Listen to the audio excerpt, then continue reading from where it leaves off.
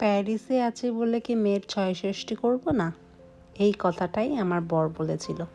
আমি বলেছিলাম, দেখো দুজনে তো এখানে একা একা এত কিছু করে উঠতে পারবো না, তার উপরে হয়েছে আমার সিজার, আরও ছোট বাচ্চা নিয়ে দুজনেই এখন নাজেহাল।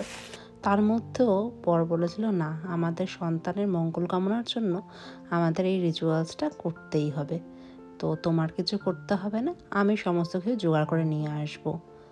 চাইলে সব সম্ভব। ওর জোগাড়যন্ত্র দেখে অ্যাটলিস্ট তাই আমার মনে হচ্ছিল। এই দেখো না, ধান, দুব্ব, আম পাতা, জোগাড়যন্ত্র কি কম? একটা পুজোর জোগাড় অনেক কিছুই লাগে। তো আনবির ঠাকুমার কাছ থেকে নিয়মকানুন সব শুনে নিয়ে কী কী জিনিসপত্র লাগবে সেটা জেনে নিয়ে প্যারিসের বুকে থেকে খুঁজে নিয়ে আসলো সমস্ত উপকরণ। তাই দিয়েই সেরে ফেললাম ছয়ষষ্ঠী। এই যে ওর রিচুয়ালসগুলো বাবা করবে, তারপরে একটা বট পাতা অথবা অশ্বত্থ পাতায় হয়তো লিখতে হয় হরে কৃষ্ণ হরে রাম।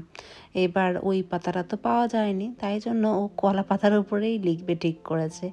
আমি ভাবলাম এটা আবার করবে কি করে, বলে তুমি আমার উপরেই ছেড়ে দাও না, দেখোই না কীভাবে আমি কমপ্লিট করি সমস্ত কিছু।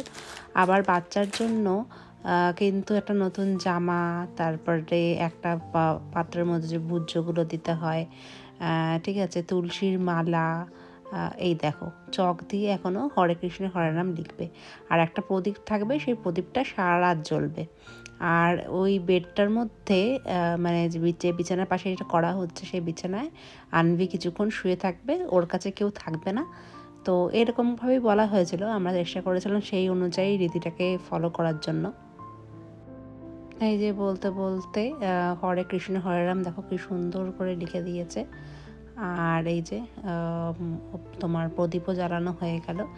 এইবার ঠিক সন্ধ্যার সময় আমাদেরকে বলা হয়েছিল পুচকিকে ওই ঘরে রেখে 5 মিনিটের জন্য পাশের ঘরে থাকতে। আমি তো খুব ভয়ে ভয়ে ছিলাম, বাচ্চা মানুষ তো কিছু বোঝে না। তা দেখলাম না, ওই 5টা মিনিট শান্ত হয়েছিল। তো এইভাবেই আমরা ছয়ষষ্ঠী পালন করলাম। তো তোমাদের কেমন লাগলো প্লিজ কমেন্টে জানিও। দেখা হচ্ছে পরের একটি ব্লগে।